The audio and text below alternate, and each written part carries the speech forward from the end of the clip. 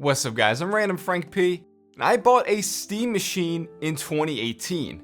If you remember when these launched a few years ago, these were supposed to be console killers to add a PC to your living room to replace your Xbox One or PS4, but it never really took off. So a few years have passed, I picked one up to check it out, see what it's about, see how it performs with gaming, and ultimately why it failed.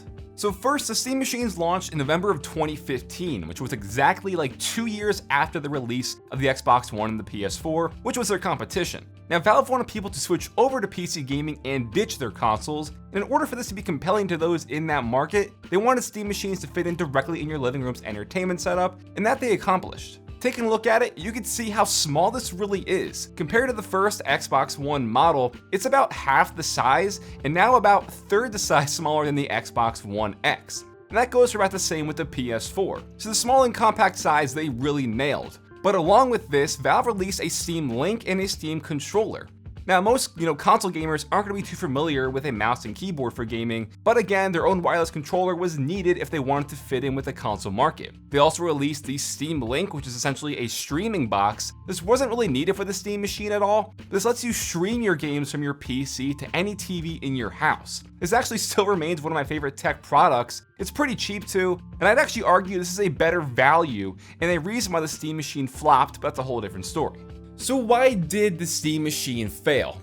First is going to be their operating system, which was Steam OS. This brought up a huge issue due to the lack of compatible games on the actual Steam machines, which really makes no sense. So Steam OS is pretty much like a Linux-based operating system, and a very small percentage of games are actually compatible with this. If you take a look on the Steam store, there's close to 1,800 pages total of all games, DLC, microtransactions, and all that stuff. Only around 400 of those pages are compatible with Steam OS. So, I mean, obviously it's a very small chunk, but taking a look even further, if you look at the games that are compatible with Mac OS, it was over 600 pages. So it makes no sense that there would be more compatible games to be played on Mac than their very own Steam machine that is compatible with Steam OS. It really turned a lot of people away. I know for me, I have Windows 10 installed on mine just because, it's Windows 10, it's a lot easier to do so. And most people that I know that have a Steam machine did that, but again, if you're a console gamer, you don't know how to install your own OS on this kind of, pre-made console already, it's gonna turn people away, and that really was a huge issue. Second was price. The base model started at $450 plus the $50 controller, and when you take a look around $500, it's kind of what consoles were at that time, and you really didn't get a big advantage in terms of, graphics and overall power. And again, that $500 is only for the base model. Once you begin to start customizing and upgrading your specs and hardware, it could trend anywhere from $800 and up. So it's a lot more expensive than a console. And Valve wasn't the only company putting these out. It was companies like Zotac, CyberPower, and Alienware, just to name a few. Now let's talk about Alienware for a second. That's the one I have, the Alienware Alpha, which is their very own Steam machine.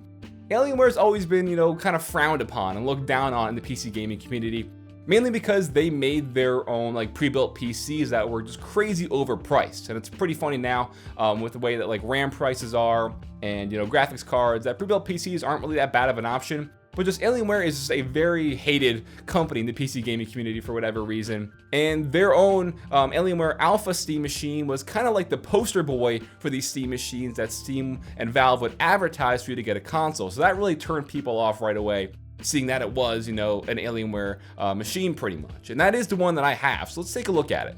So as I said, it's very tiny and compact. It's literally 12 inches by 12 inches, which if you did want to use this as a desktop PC, you definitely could, and it's not going to take up much space on your desktop at all. On the front of the device, you have two USB slots with an Alienware power button and a little Steam logo kind of cut out there on the left side. Both logos here are RGB enabled, so you can go in and customize the color of those two if your heart desires. They have their own software, and it's really easy to change it up. You can even change the lights for things like alerting you when you get an email, all that good stuff.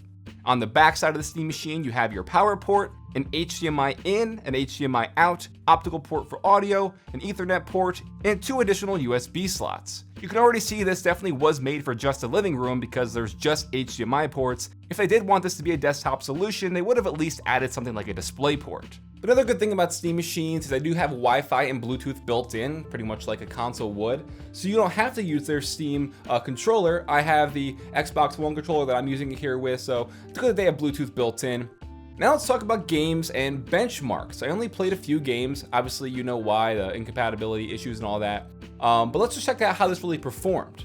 First, as for specs inside my Steam machine here, we have an Intel i7 4785T CPU with a GTX 860M graphics card, which is pretty much equivalent to that of a GTX 750 Ti. You're familiar with that. We also have 8 gigs of RAM, so I figured put it to the test for gaming. So first off, I played some Fortnite, and it wasn't too bad. On medium, we got 56.9 FPS, and on high settings, 32.7 FPS. Then for their competition, I played some PUBG, which wasn't the best. On the lowest graphical settings, we got 39.2 FPS. The low setting got us 31.4, and then the medium setting got us 26.7. So that is kind of on par with current consoles now, even the Xbox One X. And then for some Overwatch on medium, we were at 101.3 FPS. High got us 72 FPS, and Ultra was 63.3 FPS. And then for the 3D benchmarks and time spy, it really was not good at all. We got a 1082 graphics score,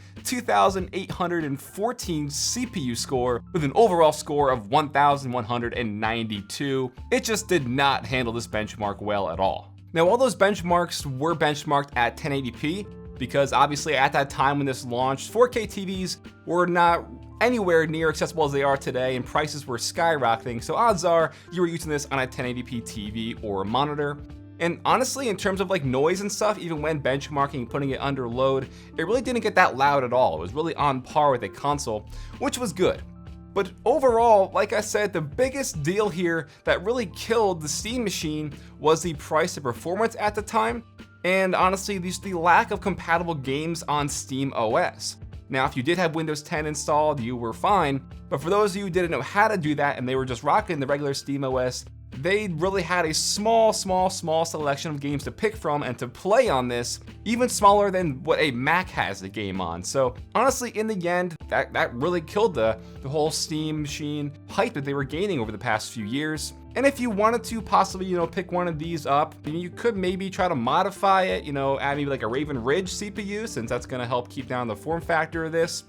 But it's a bummer that this failed, because having a Steam machine or something equivalent like this, even today, I think would be pretty cool. They just really couldn't pull it off. So, hope you liked this video. Definitely different. Just wanted to revisit a pretty interesting product from the past few years. If you did like this video, give it a big thumbs up to show your support. Feel free to follow me on Twitter at randomfrankp. And lastly, if you haven't already, hit that subscribe button. Well, I'm Random Frank P. Hope you enjoyed. Have a good day.